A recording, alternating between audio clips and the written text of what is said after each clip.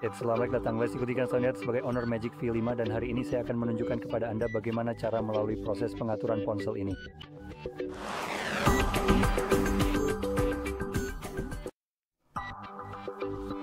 Jadi ketika Anda menyalakannya untuk pertama kali, Anda akan disajikan dengan layar yang sama seperti yang Anda lihat di sini. Yang perlu Anda lakukan hanyalah memilih bahasa yang diinginkan dari daftar di sini, lalu klik mulai. Pilih wilayah Anda sekarang, entah kenapa saya memilih Inggris.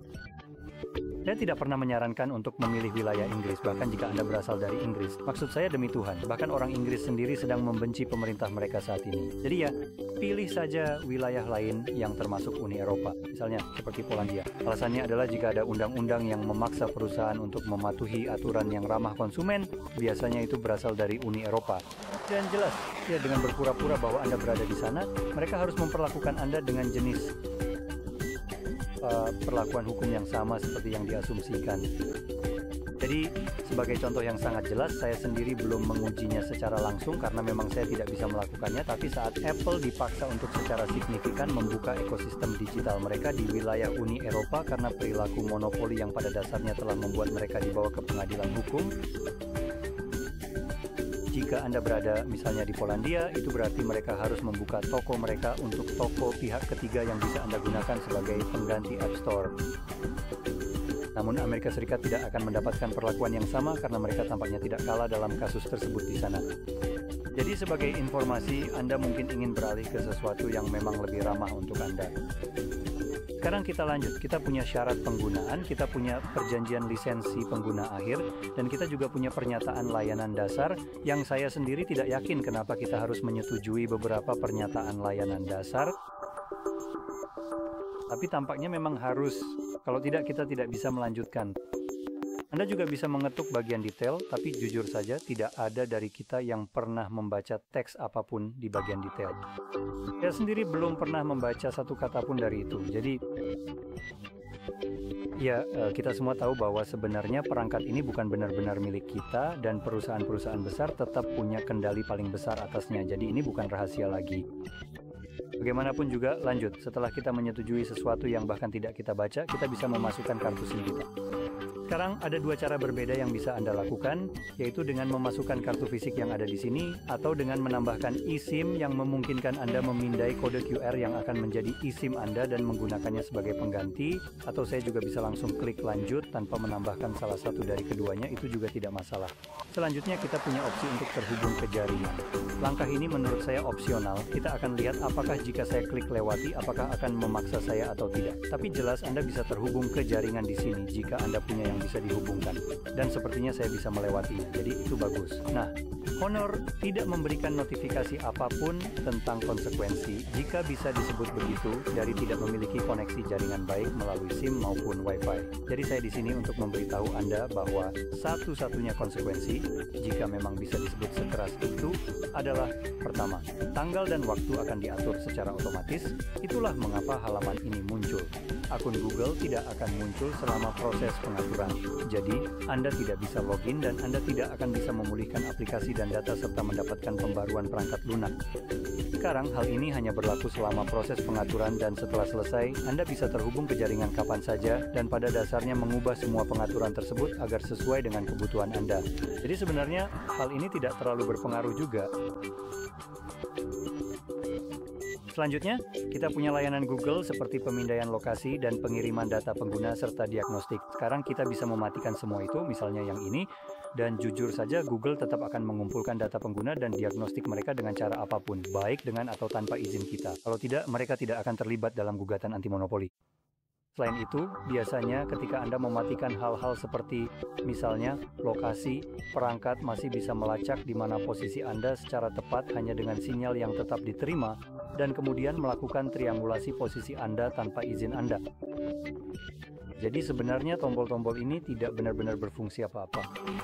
Jika Anda ingin memiliki ponsel yang benar-benar tidak terhubung ke jaringan dan tidak tahu di mana lokasi Anda bisa atau mungkin bisa misalnya dengan Nokia 3310, tapi bukan dengan yang ini.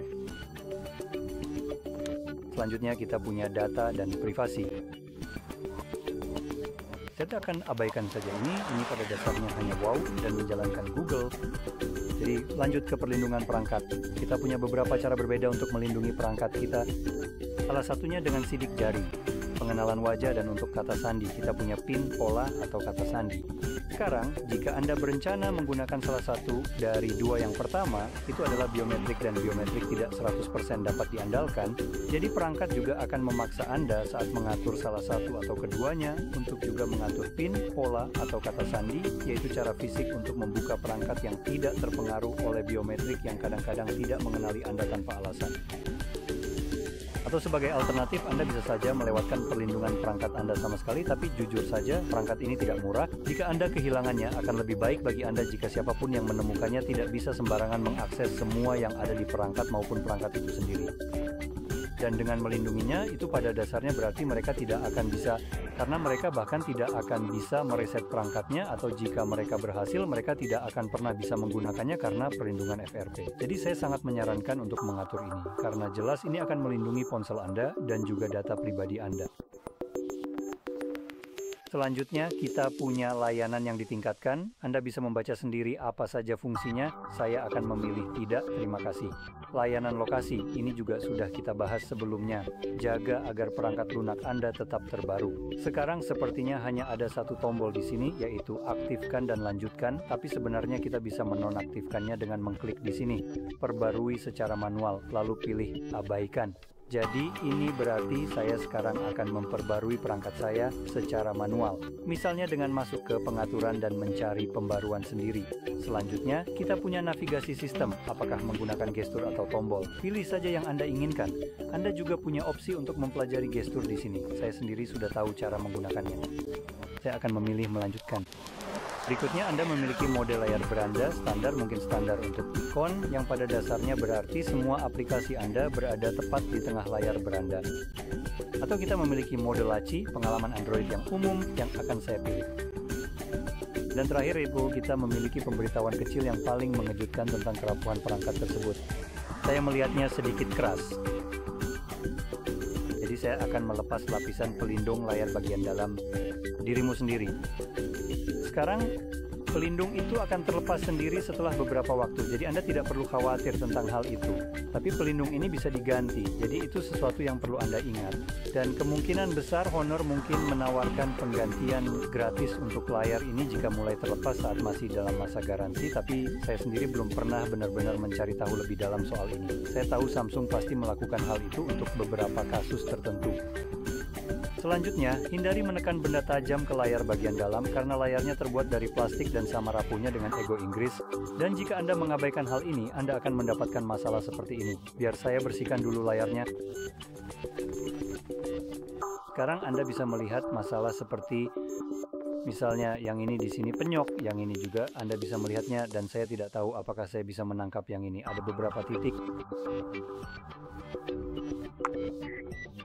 Sepertinya saya tidak bisa menangkap yang satu ini, tapi itu ada di sana. Jadi ya, rawat saja tampilan Anda. Penyok semacam ini yang ada di sini terjadi karena terjatuhnya sesuatu. Saya bahkan tidak tahu apa yang dijatuhkan di sini, tetapi itu bukanlah sesuatu yang berat, karena apapun yang berat pasti akan menusuk layar di sini. Jadi ya, jika Anda menggulir lebih jauh ke bawah, kami telah menjauhkan ponsel Anda dari perangkat yang sensitif terhadap magnet, karena cara menutupnya, gunakan magnet untuk menutupnya.